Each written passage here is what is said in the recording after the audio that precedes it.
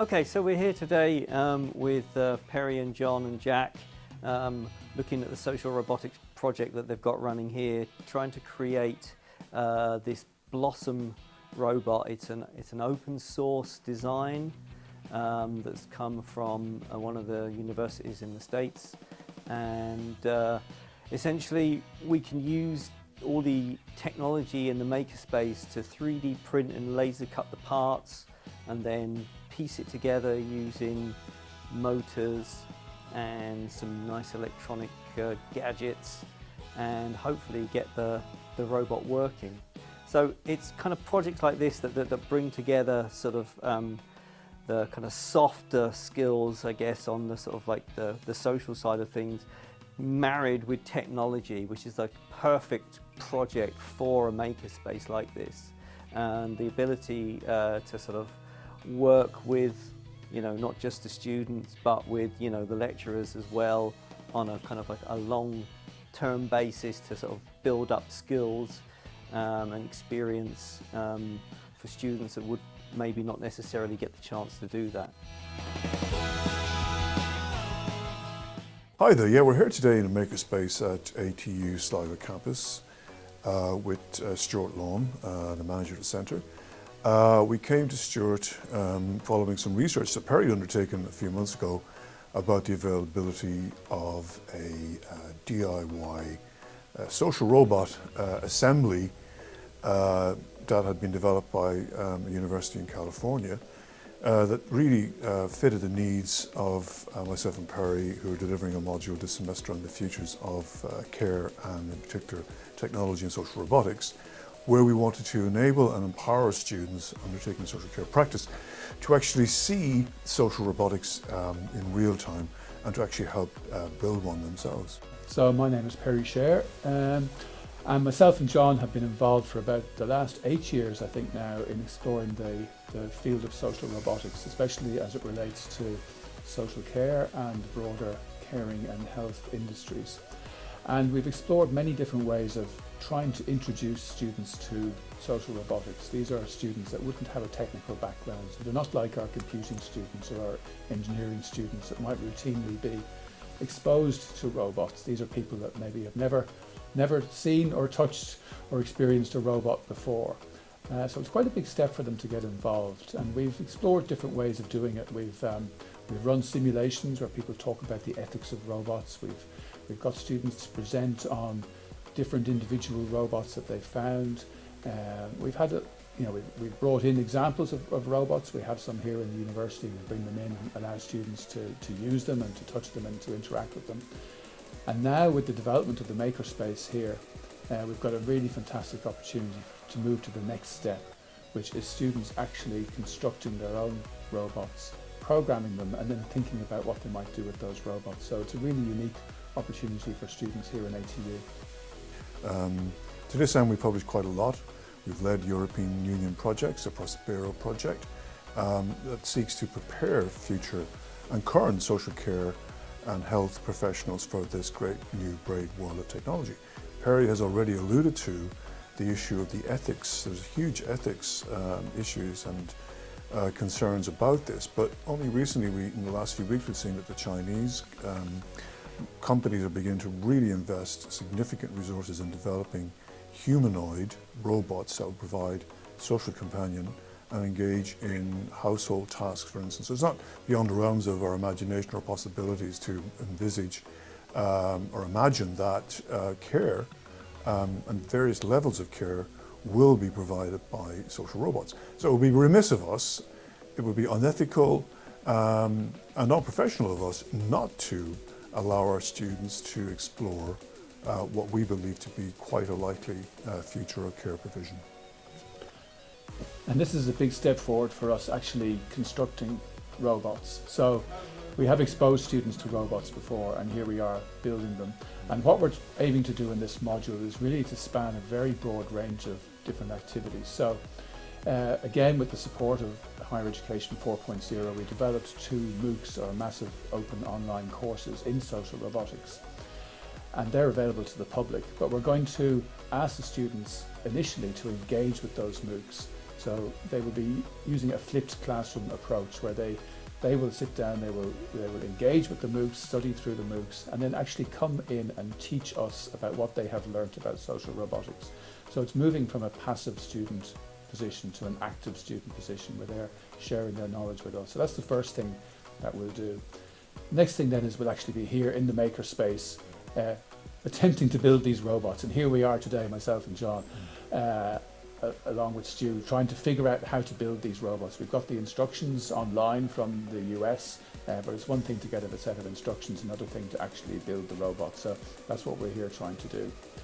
Then there's a couple of other exciting aspects of this module that we'll be introducing. One is we're going to travel to one of our European partners in the Netherlands, where they have a space like the MakerSpace, but a lot bigger. But they're a centre in the University of Twente, which is one of the European centres for research into social robotics. So we're going to expose the students to some of the cutting edge research in the area of social robots. And then we're also going to Brussels, John, and maybe talk about that. We are, yes.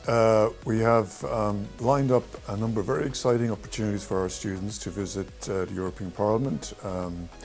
Our local MEP, Luke Main-Flanagan, has very generously resourced the trip.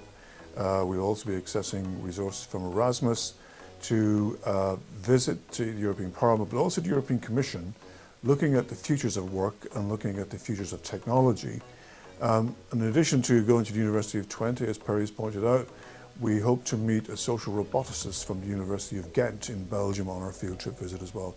This is basically bringing together evidence, practice and policy, which is really, really important for students to get their heads around the interconnectedness of those three phenomena. And I suppose the challenge for us and the challenge for students is going to be packing all this into one module, because we're really exploring so many different dimensions of the area of robotics. And what I'm really looking forward to is when the students who have actually been involved in building social robots themselves are sitting down with the key policymakers in Brussels with their own expertise that they've developed and talking about the future of social robots and what they can be used for. So we're not, I mean, myself and John, people often think we're here to promote social robots or to bring social robots into the field of care. We're not. We're here to prepare students for a world where this may be happening and is most likely going to be happening, and to give them the critical capacity to be able to say, for example, no, I don't want to work with social robots, or yes, I do want to be able to social robots, but in a particular type of way, to make them active participants in the technology rather than passive recipients of the technology. So if we achieve that at the end of the module, or even a tenth of that, I think we'll be very happy. Yeah, and just to reiterate that, the students aren't coming into this cold. They received access, free access, as all the public right across the country and the globe can, to the two MOOCs, the massive open online courses that Perry and I put together under the auspices of Higher Education 4.0 in advance of their actual commencement of studies, which actually happens next Monday. So they've had all Christmas, if they haven't been studying for their exams, to prepare and have come hitting the ground running with a very thorough knowledge of social robotics. And that will give us a very good indication of how good those MOOCs are, because we know what we want people to learn from them, but it'll be very interesting to see what people actually do learn from those MOOCs. Yep. And finally, you've had Jack McAteer Wallace, our postgrad student that both Perry and I are co-supervising his PhD. Jack will be documenting this particular journey, the learning journey of the students undertaking the module as well, because it is quite a challenge. We talk about this idea of intersectionality in the social sciences quite a bit, but this is real living evidence of an intersectionality of traditional social care undergraduates who historically are assumed not to possess STEM skills, science, technology, engineering, mathematical knowledge or knowledgeability, and yet here we are, they're going to be confronted with this challenge of actually building a social robot from scratch. And I suppose the final thing is that myself and John are also included in a new European project called Social Care Tech, I think. That's it, yeah. Which has been run from the Czech Republic with a lot of partners across Europe. And that is going to be looking specifically at how to regulate the use of social robotics in care settings. So at the European level. So it may well be that the sorts of discoveries that the students here in ATU come up with can feed through us directly into future policy making in Europe about the regulation of social robotics. And that'll be a very key area over the next decade. It's one thing to bring in technologies, another thing to bring them in a way that's safe, effective, democratic, equitable, and so on. So, you know, we're really excited to be able to make these connections all the way through from here in the MakerSpace, soldering things, twisting wires together, and trying to put robots together, all the way through to the really important ethical, political, and social questions around robots. So let's see how it all goes. Looking forward to it.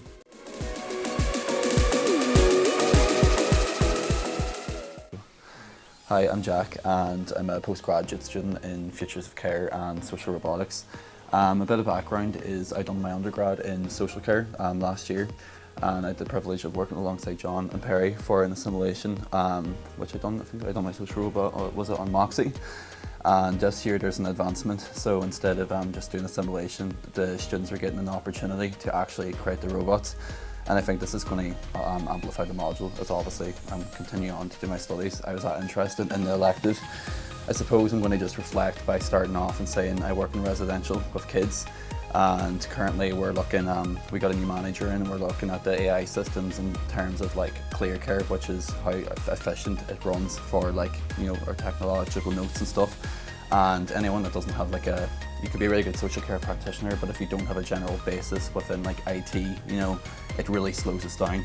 Like a random example of that could be, there might be 18 individual works written on one child of the week, and we don't get time because obviously we're always on our feet to go and see the commonality theme, you know. And by even just alone within a few weeks here, I've been already pitching how we can make things more efficient, you know, to actually reflect on that, which would give us more time in terms of the kids.